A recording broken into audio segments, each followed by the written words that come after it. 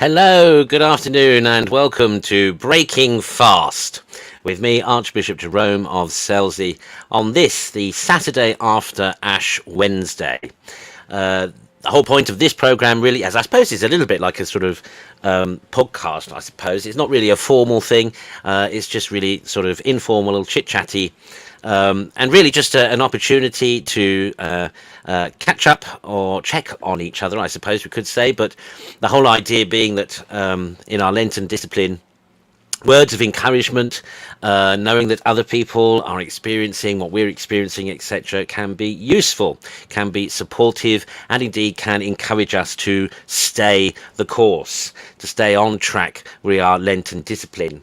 And I have to say, I probably shouldn't say it, but I have to say that I'm quite pleased with myself in that so far I've managed to maintain the discipline that I wanted to this year. I'm looking forward to the end of this program when I will actually break fast. And I hope the experience for you so far has been a positive one. Of course, it is difficult.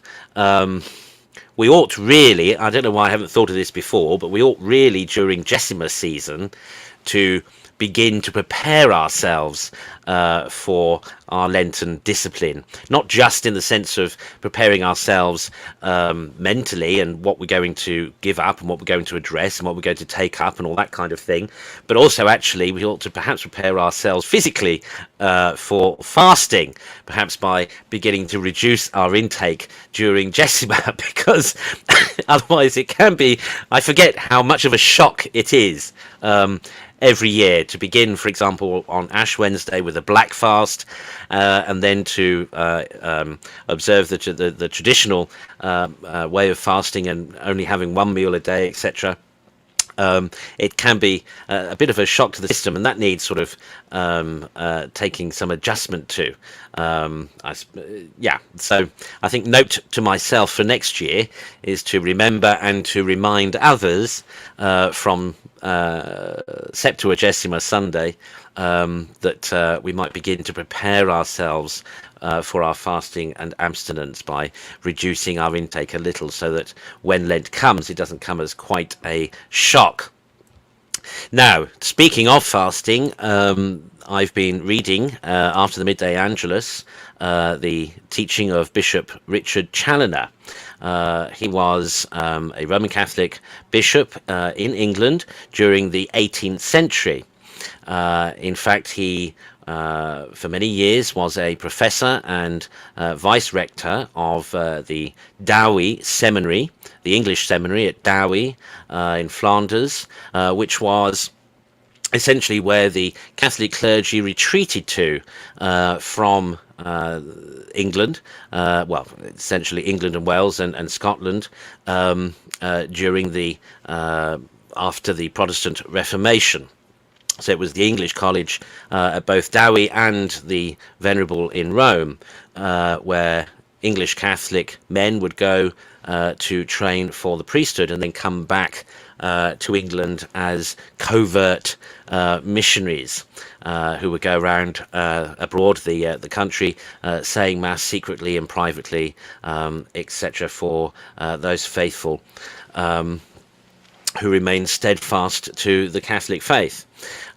So Bishop Richard Challoner was for many years a professor and vice rector of the seminary in Douai, and then was sent to London and became Vicar General, and then eventually the Vicar Apostolic, or the equivalent of bishop, and did much to further not just the cause of the faith, but to lay the foundations for the Catholic Church, or the resurgence of the Catholic Church institutionally in this country. Now, I only mention all that because, as you know, at the Angelus every day at midday, we've been reading his meditations. Now, yesterday's meditation, I think it was, on fasting, he said the present discipline of the Church, and then said is to take one meal a day.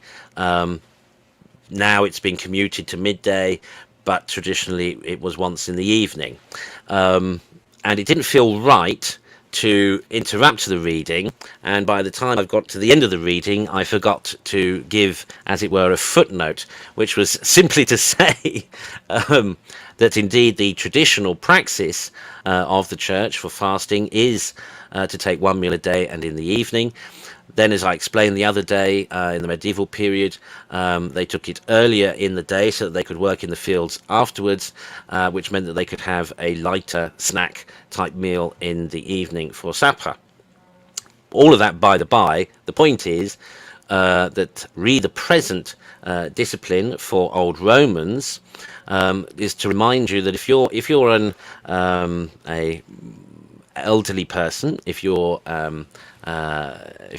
receiving your pension, if you're over 65, you are exempt, remember, from the traditional fasting rules. So I just want to make that point, just in case anyone is attempting to do it and struggling, perhaps because of their age. If you're over 65, you don't have to observe the fast. That said, of course, as I know very well, most of you over 65, there's nothing wrong with you at all, and there's no reason why most of you could not deal with doing the fast, nor why any of you shouldn't, unless you are particularly infirm and you have a condition or a situation. So do remember that, bear that in mind. Although you're not obliged to fast if you're over 65, nonetheless, of course, it is commendable if doing so is not dangerous to your health. But it is certainly commendable, of course.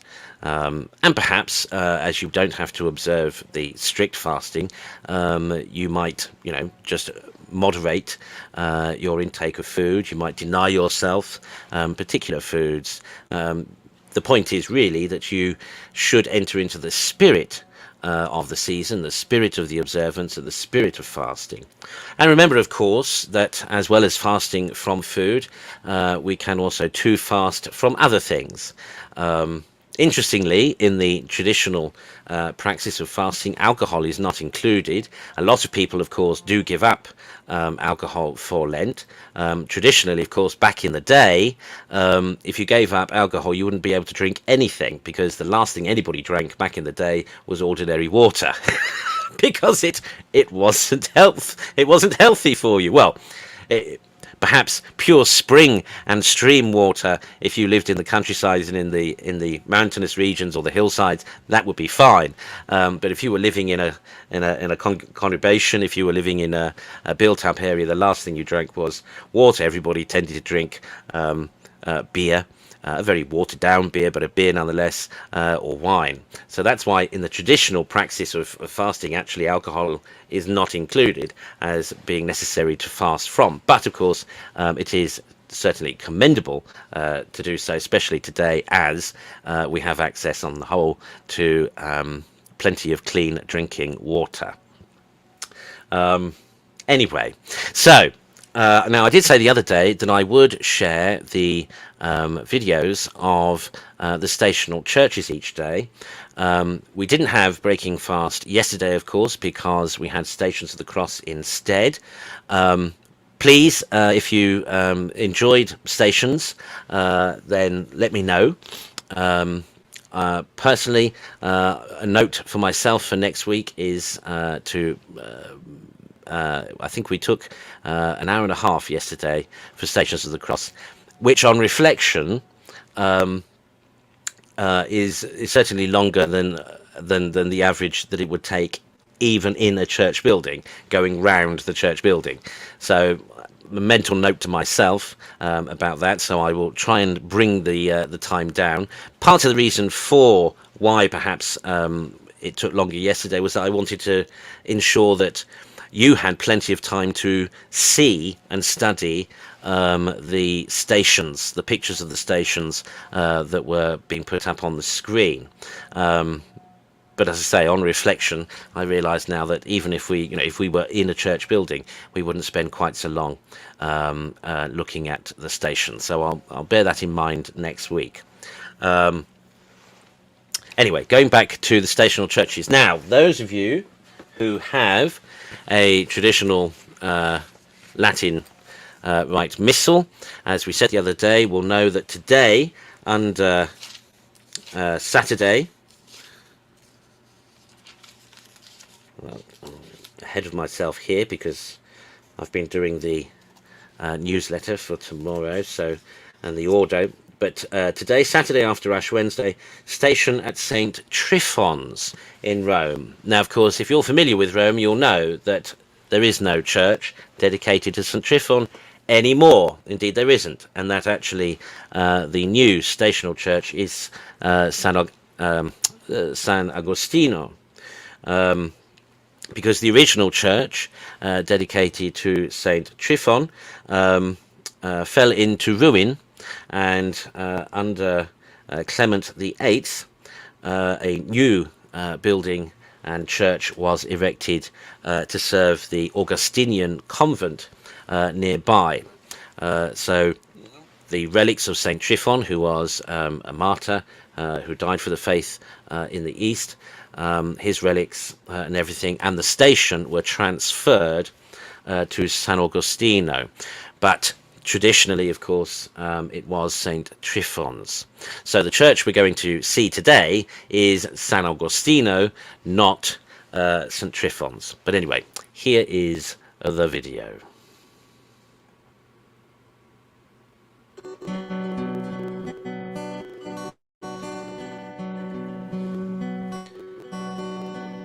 Now, I'm just going to pause it and take it back a bit. And hopefully it'll buffer ahead of itself.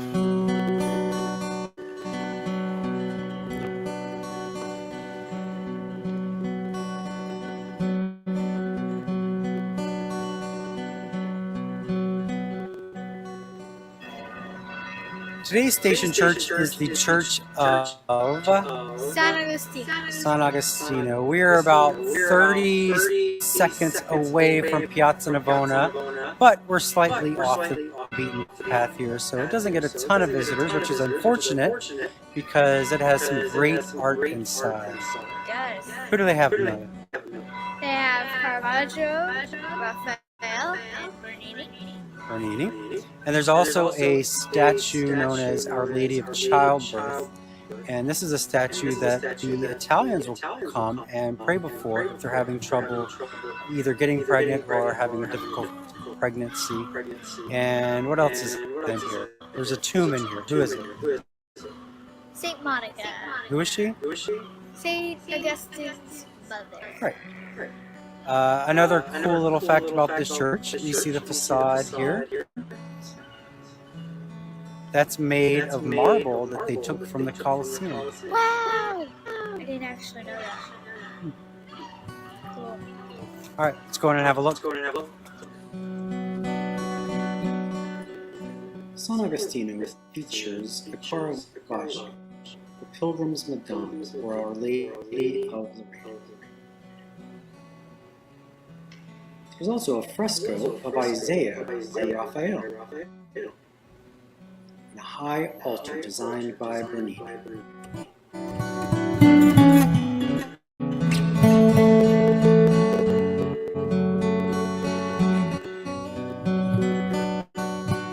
But it's the tomb of Augustine's mother, Saint Monica, that keeps this church high on the list of Catholics visiting Rome.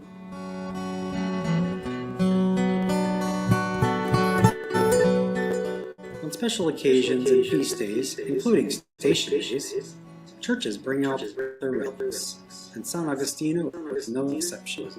They have tons of them, including the top of the skull of Saint Monica.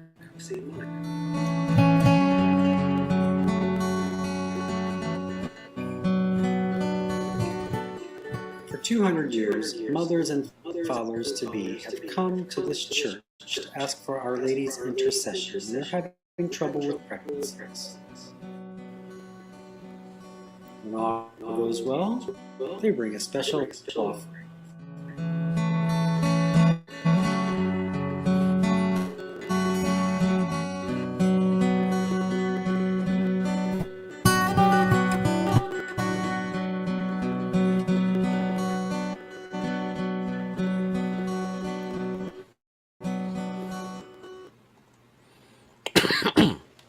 Well, there we go. Apologies for, and I'll have to check what it was what your experience of that. But, apologies if it was a bit stilted. It's not supposed to do that, so I'll have a word with StreamYard, our host, because the whole idea of showing that. Well, anyway, you don't need to know all about that. Anyway, the point is it should have been should have gone more smoothly than that. Anyway, but there we go. So if you do get the chance to go to Rome when things return to whatever normal will look like in the future, San Agostino is certainly a church worth visiting, as was said, if only for the art, Caravaggio and Raphael and Bernini there, but also to see the relics, and particularly to pay veneration to Saint Monica, who, as Emilia told us, was the mother of Saint Augustine, the very patient mother of Saint Augustine. You may recall that Saint Monica spent years praying for her son's conversion, which of course was successful. And also too, of course, it's from the account of St. Monica's passing that we understand that as early as the 4th century, and therefore probably for much longer before, the tradition of remembering at the altar and praying for the departed, the dialogue between St. Monica and St. Augustine is one of the earliest references to that in Christian tradition. So there we are. Now, it's rather a full-on day for me. So we had Mass, of course, this morning, and we've had the Angelus, but I also today have to finalise the edition, the Sunday edition of the Old Roman, which I hope you all subscribe to.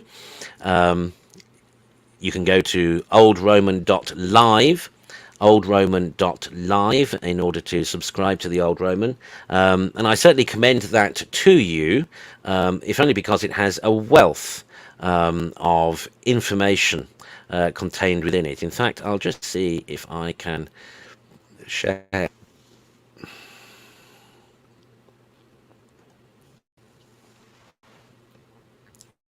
So if I just scroll up here. There we go. So this was last week's edition.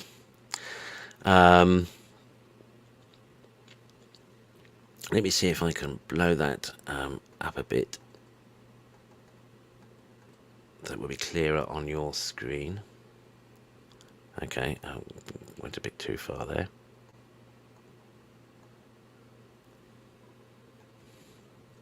There we go. So this comes out every week, either late on Saturday evening or on Sunday. And it gives you all the information about the Sunday. And if you look at the menu here, we have the Ordo for the week. We have any interesting ritual notes necessary for clergy and others to know how to celebrate the liturgy in the coming week. Often, if they're available, there are downloads for missalettes for particular feast days, solemnities, etc., that may occur in the week. The liturgical year, of course, gives us Dom Gouranger's brilliant explication of the Latin liturgy for almost every day, and certainly every feast day and Sundays of the year. Gives you the description, both the theology and the history of the feast and the Mass that's offered. Then you have the Sunday Mass propers, so you can follow along to the daily broadcast of Mass. You can follow there. Bishop Challoner, so the meditations that we're now reading at midday following the Angelus, those are contained there. A sermon for Sunday by Dr. Robert Wilson. That's a fresh sermon every Sunday. to fit the theme. And this week's feasts, any feasts in the coming week, are listed there, and you can click on there and you can find out all about that saint. So, for example, this week's feast, we've got the 14th of February, St. Valentine of Rome. If I click on there, it takes me to the entry there for St. Valentine. And there's always a picture. There's always then a hagiography, everything we need to know about saint, and at the end there's usually a very interesting video as well, connected with the saint. So look out for those.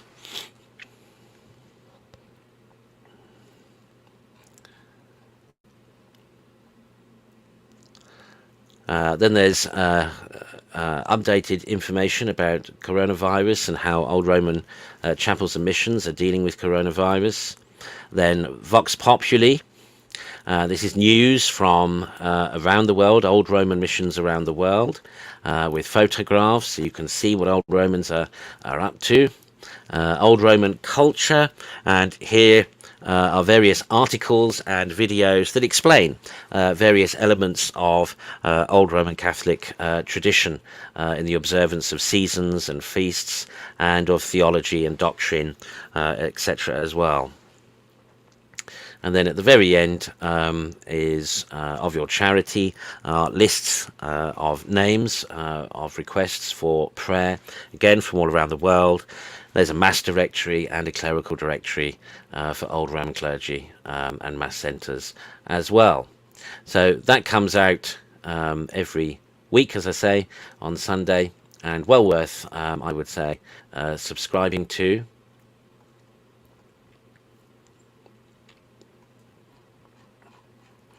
I just realised that I was looking at another screen when I was talking to you then about other stuff.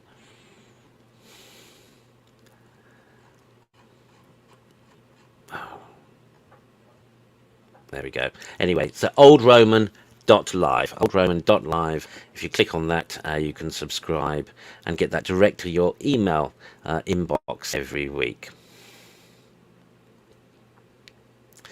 So there we go. Well, I think that's enough blather from me for now. Don't forget, later at 6 p.m.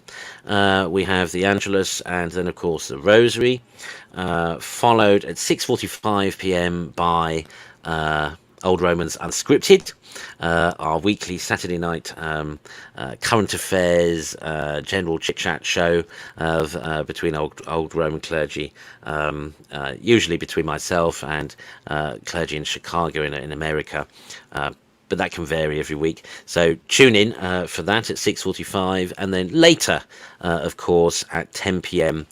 we will have the Examen. Again, do let me know if you're appreciating these broadcasts. There won't be, I'll just give you advance notice now, there won't be a breaking fast tomorrow on Sunday. 2 reasons, or 3 reasons. 1, because it's Sunday.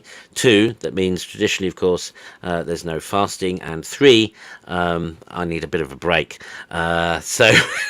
If you just bear in mind that, for example, today, so I've been broadcasting Mass at 8:30, the midday Angelus, this breaking fast at 3, Angelus and Rosary at 6, 6:45 Old Romans Unscripted, and then Daily Examen tonight. So that's 6 broadcasts in one day. So tomorrow, Sunday, you'll forgive me if I observe the Lord's Day and take a little bit of a rest. Not very much rest, but a little bit of a rest.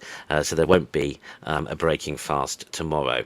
But as I say, do otherwise join us for all and any or all of these broadcasts. They're all designed really with you in mind, to help you to observe the season and to be familiar with authentic Catholic tradition and doctrine.